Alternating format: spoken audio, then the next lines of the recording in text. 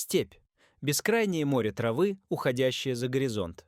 Жаркое солнце днем и холодные ветра ночью. Здесь нет крепостей и каменных городов, только шатры, кочующие вслед за скотом. Это земля, где выживают лишь сильнейшие. Именно в этих просторах, среди враждующих племен, где каждая семья могла стать врагом другой из-за стада лошадей или горсти овец, начнется история величайшего завоевателя мира. История человека, который сумел из разрозненных кочевых орд создать мощь, перед которой дрожала вся Азия и Европа. Его имя — Чингисхан.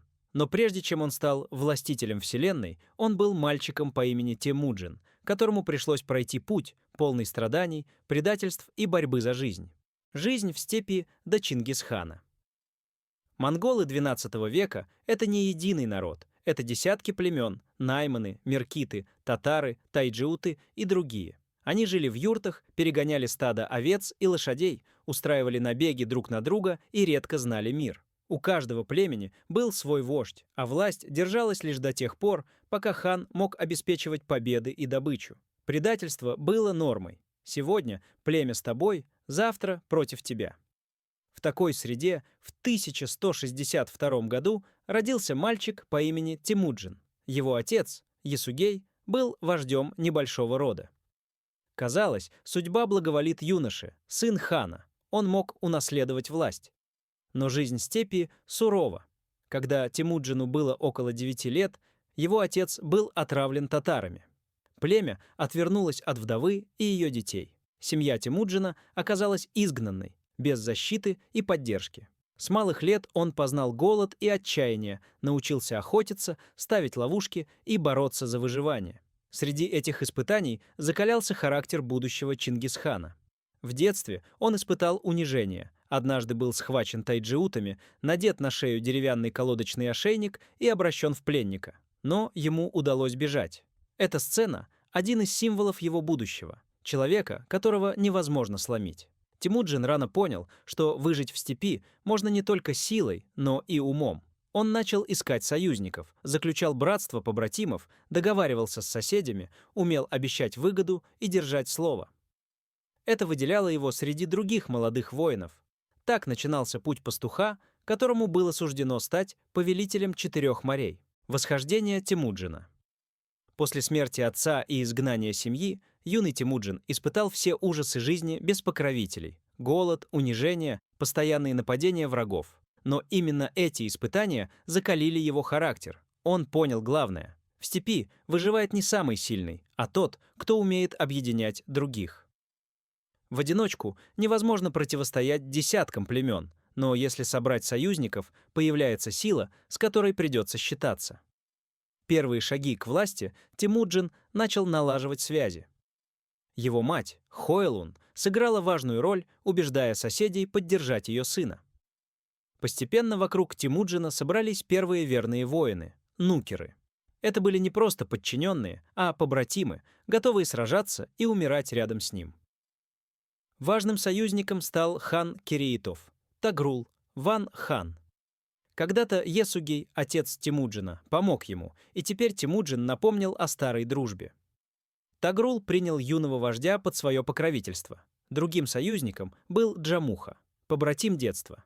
Вместе они собрали первые крупные силы, которые начали подчинять себе другие роды. Первые предательства. Но в степи верность редко бывает вечной. Джамуха, завидуя растущему влиянию Темуджина, предал его. Бывший друг собрал войско из 30 тысяч и выступил против Темуджина, у которого было лишь около 20 тысяч. В решающей битве Джамуха победил, а 70 плененных воинов Темуджина он казнил, сварив заживо. Темуджин был вынужден отступить. Но этот урок стал для него судьбоносным. Он понял, что власть нельзя держать только на личной дружбе. Нужна новая система, которая будет сильнее традиций степной знати. Новая модель власти. Темуджин начал реформы. Он разрушил старый порядок родовой аристократии и ввел принцип меритократии. Служить при нем могли лишь те, кто доказал преданность и доблесть, независимо от происхождения. Он делил войско на десятки, сотни, тысячи и десятки тысяч — тумены. Каждый командир отвечал только перед собой. Это уничтожило старые кланы и превратило воинов в единую силу. Кроме того, он установил жесткую дисциплину. За трусость в бою — смерть, за предательство — смерть, но и за героизм — щедрая награда. Эти реформы сделали Темуджина уникальным лидером в степи. Он превращал хаос в порядок. Первый триумф. Вскоре он одержал первые крупные победы, разгромил татар, покорил меркитов, а затем и некоторых союзников Джамухи. К началу XIII века его имя уже стало символом силы. Все больше племен предпочитали добровольно присоединяться к нему, видя, что он обеспечивает порядок и справедливость. И вот настал момент, когда собрание вождей, Курултай, признало его верховным правителем. Так Темуджин получил новое имя — Чингисхан, Великий хан. Это был переломный момент. Из вождя изгнанного рода он стал правителем, которому предстояло завоевать полмира. Объединение Монголии, война с Джамухой. После поражения и жестокой расправы над его людьми Темуджин поклялся отомстить Джамухе. Их противостояние стало борьбой не просто за власть, а за новый порядок в степи. Джамуха стоял за старую систему, власть рода, богатые аристократы, старые обычаи. Темуджин представлял новое — власть, основанную на личной преданности и дисциплине. Эта идеологическая борьба разделила степь. Сначала Джамуха имел перевес, но постепенно все больше племен видели выгоду в порядке, который налаживал Темуджин. Разгром врагов, Темуджин стал настоящим стратегом. Он использовал быстрые маневры, внезапные атаки, ложные отступления. Его войска действовали как единый механизм. Он разгромил татар, меркитов и тайчиутов. Он подчинил уйгуров, которые позже станут важными советниками в империи. Даже киреиты, его старые союзники, оказались повержены, когда их хан Тагрул предал Темуджина. Каждая победа приносила новых воинов. Те, кто раньше воевал против него, теперь сражались на его стороне. Так росла будущая империя. Курултай 1206 года. В 1206 году состоялся Великий Курултай. На нем собрались представители всех покоренных племен. Они признали Темуджина верховным правителем всех монголов. Он получил новое имя — Чингисхан, Великий хан. Это было не просто титулом. Это был символ новой эпохи. Монголия из разрозненных племен превратилась в единое государство. Теперь у него было дисциплинированное войско, строгая система законов, яса, единая власть, не зависящая от старых родовых привилегий. Начало экспансии Чингисхан не собирался останавливаться. Его государство нуждалось в новых землях, новых ресурсах и богатстве. Впереди его ждали походы, которые изменят судьбу всего мира против Китая, Средней Азии, Ближнего Востока и Европы. Первые походы в Китай. Вызов Великой империи. К началу XIII века Чингисхан уже подчинил почти всю Монголию, но для объединенных племен степи нужны были новые цели. Монголы привыкли к войне и добыче. Если не направить их энергию наружу, они могли снова разделиться и начать грызню друг с другом. Именно тогда Чингисхан обратил взор на юг, туда, где простиралась богатая империя чурдженей – Цзинь. Эта держава владела Северным Китаем и славилась богатством, шелком, городами и армиями. Для кочевников, которые жили в юртах и питались мясом и молоком, Китай казался другим миром, с крепостями, письменностью и несметными богатствами. Но Чингисхан видел не только добычу. Он понимал, чтобы его народ вырос, нужно столкнуться с сильнейшими. Первая кампания в 1211 году монгольская армия двинулась на юг. Их было около 60 тысяч, конные стрелки легкие и быстрые. Против них выступила армия империи Цзинь, насчитывавшая сотни тысяч воинов. Китайцы были уверены в численном перевесе. Но Чингисхан применил свои знаменитые тактики: ложные отступления, удары с флангов, полное уничтожение окруженных. Монголы двигались стремительно, сжигая города и оставляя после себя ужас. Ужас в степях. Они овладели крепостью Чунду, будущий Пекин. Но взять ее сходу не смогли. Тогда Чингисхан применил другую тактику — выжидание и террор. Города, которые сопротивлялись, подвергались полному уничтожению. Это должно было стать уроком для остальных. Летописи рассказывают, как жители городов, узнав о приближении монголов, сами открывали ворота, лишь бы избежать резни.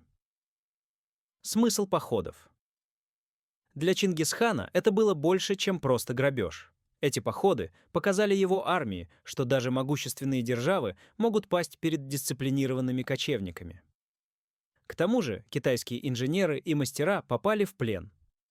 Чингисхан начал использовать их знания для осадных машин, которых у кочевников никогда не было. Теперь у монголов появились тараны, катапульты и даже примитивные пороховые устройства. Итог: к 1215 году монголы подчинили обширные земли Северного Китая. Империя Цзинь была потрясена, и впервые Великий Китай дрожал перед кочевниками. Это был только первый шаг. Впереди ждали новые враги и одна из самых кровавых войн в истории — поход против хорезмского государства. Поход на Хорезм и разгром Средней Азии. Торговая миссия, обернувшаяся войной. После побед в Китае Чингисхан решил укрепить торговые связи с мусульманским Востоком. Он отправил в Хорезмское царство богатое посольство с товарами и дарами, надеясь наладить отношения. Но шах Хорезма, Алла-ад-Дин Мухаммад II, был высокомерен. Подозревая монголов в шпионаже, он приказал казнить послов и ограбить караван. Для Чингисхана это было личным оскорблением. В степной культуре убийство послов считалось святотатством. Ответ мог быть только один — война. Война начинается в 1219 году. Чингисхан собрал войско — около 200 тысяч человек. Это была одна из крупнейших армий в истории кочевников. Монголы двинулись на запад, к сердцу Средней Азии. Первым пал город Атрар, где и произошел инцидент с посольством. После многомесячной осады город был разрушен до основания. Самарканд и Бухара. Следующими целями стали Бухара и Самарканд, жемчужины мусульманского Востока. Летописи рассказывают, что перед воротами Бухары Чингисхан сказал: «Я бич Божий, если бы вы не грешили, Бог не послал бы на вас меня». Город пал. Самарканд также был взят после короткой осады. Тысячи жителей были убиты или угнаны в плен. Тактика ужаса монголы использовали психологическую войну. Города, которые сдавались без сопротивления, сохраняли часть населения. Но те, кто сопротивлялся, уничтожались полностью. Весть об этих жестокостях разлеталась быстрее, чем двигалась армия, и многие города предпочитали открывать ворота без боя. Падение Хорезма, шах Хорезма бежал, бросив свое царство. Он скитался по пустыням и умер в одиночестве. Его империя, некогда одна из самых могущественных в регионе, перестала существовать. Последствия монголы получили доступ к богатствам Средней Азии. Но главное, они показали миру, что нет силы, способной остановить их натиск. Этот поход стал переломным моментом. После него о Чингисхане заговорила вся Евразия. Европа впервые услышала имя татары и содрогнулась. Европа в ужасе. Калка и первые столкновения с Западом. Первые шаги в западном направлении. После разгрома Хорезма монгольские войска продолжили движение дальше на запад. Для Чингисхана было важно не только наказать врагов, но и разведать новые земли. Его генералы Субэдэй и Джебе получили приказ провести глубокий рейд в Европу, чтобы проверить силы неизвестных народов. Столкновение с Русью. В 2223 году монголы вторглись на территорию Южной Руси. Князья, не понимая, с кем имеют дело, собрали объединенное войско. Сначала им даже удалось заставить монголов отступить. Но это было лишь хитростью. Субэдэй и Джебе применили любимую тактику ложного бегства. Русь преследовала монголов к реке Калке, и там, в удобном для кочевников месте, армия князей попала в окружение. Битва на Калке 26 мая 1223 года войско русских князей и их половецких союзников встретилось с монголами. Численность русско-половецкой армии оценивается в 30-40 тысяч. Монголов было меньше, около 20 тысяч. Но дисциплина и тактика сыграли решающую роль. Монголы рассеяли союзников, заманили основные силы в ловушку и уничтожили большую часть армии. Князья попали в плен. Монгольская жестокость потрясла современников. Русских князей положили под доски и задавили пиршеством, празднуя победу. Европа слышит имя татары. Весть о разгроме дошла до Европы. Но монголы не пошли дальше. Это был лишь разведывательный поход. Они вернулись в степи, оставив за собой страх и слухи. Для Европы это стало первым знакомством с новой силой. Имя татары стало синонимом ужаса. Никто еще не знал, что через 20 лет эта буря обрушится на весь континент с небывалой силой. Личность и миф о Чингисхане. Человек или легенда. Чингисхан — это имя, которое стало символом. Его личность до сих пор окутана мифами. Был ли он жестоким завоевателем, пролившим море крови, или мудрым государственным деятелем, создавшим новую систему? Истина, как всегда, посередине. Характер и стиль правления. По свидетельствам современников, Чингисхан был невысок, с сильным телосложением, пронзительным взглядом и низким голосом. Он редко смеялся, почти всегда был серьезен и требователен. Главные черты: строгая дисциплина, неповиновение каралось смертью, неподкупность, даже родственники не имели привилегий, непрощение измены, предательство было страшнейшим грехом. В то же время он умел быть великодушным, даровал свободу покоренным народам, если они соглашались платить дань и служить верно. Законы Ясы Чингисхан понимал: чтобы удерживать огромную империю, нужны не только мечи, но и порядок. Так появилась Яса — свод законов. Основные положения: запрет на воровство и измену, обязанность помогать друг другу в походах, за убийство без причины — смертная казнь, равенство всех перед законом, независимо от происхождения. Эти правила сделали монгольскую армию и общество необычайно сплоченными. Отношение к религии. Несмотря на жестокость, Чингисхан был удивительно терпим к религиям. В его державе уживались шаманизм, ислам, христианство и буддизм. Священников он освобождал от налогов, считая, что каждый народ должен молиться по-своему. Мифы и легенды о нем слагали страшные истории, будто он пил кровь врагов или сжигал города дотла. Часть этих мифов была создана его врагами, часть преувеличена веками. Но есть и легенды, которые сделали его образом великого правителя. Человек, рожденный, чтобы властвовать. Тот, кого боятся даже духи степи. Контраст личности.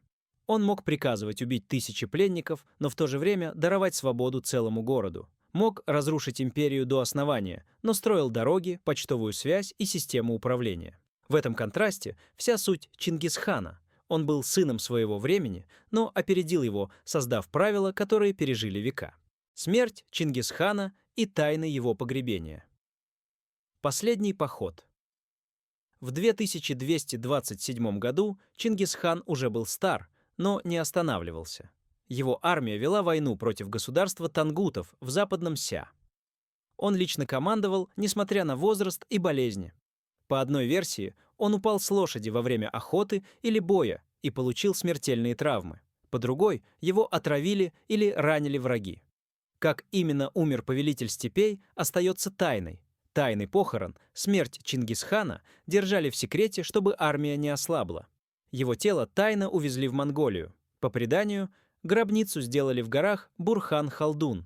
Всех, кто видел процессии, убивали, чтобы сохранить тайну. Лошадьми вытоптали место захоронения, а реку пустили поверх могилы. До сих пор археологи и историки спорят, где же он похоронен. Место его могилы — одна из величайших загадок истории.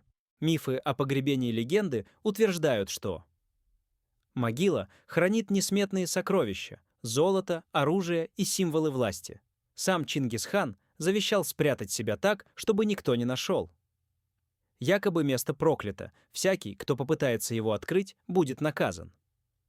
Некоторые экспедиции XX века пытались найти гробницу, но безуспешно. Монгольский народ относится к этому с уважением и считает, что могилу лучше не тревожить. Наследие после смерти.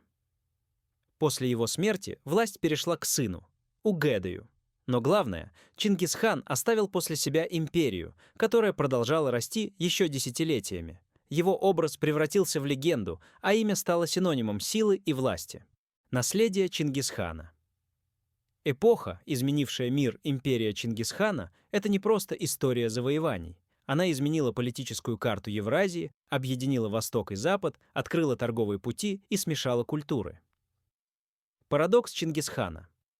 С одной стороны, его имя ассоциируется с ужасом и разрушением. Города стирались с лица земли, миллионы людей погибали.